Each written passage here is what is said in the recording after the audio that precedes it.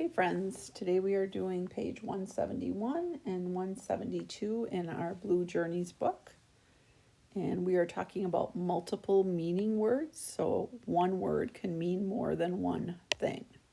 Multiple meaning words. Let's read through them. We have crash, track, channel, place, shape, thunder, tire.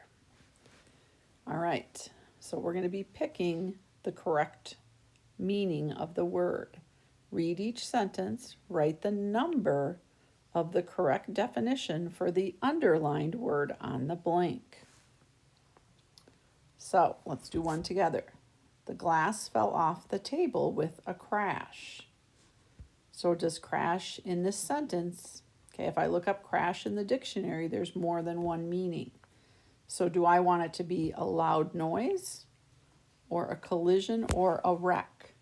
What do we think crash means?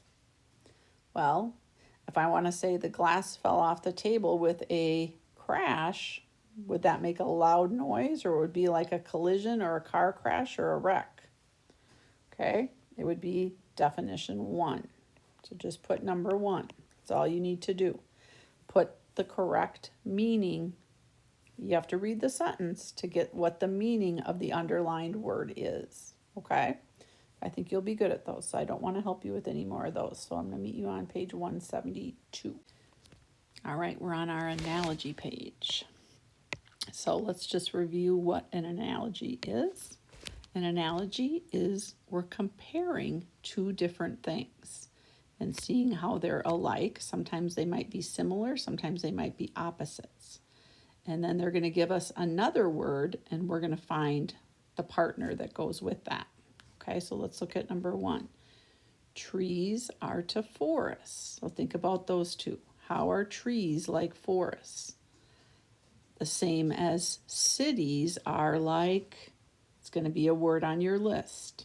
Okay, trees are to forests as cities are to, look down your list. What do you think would be a good word to put there to make the analogy true? Okay. Tiniest, hobbies, copied, countries.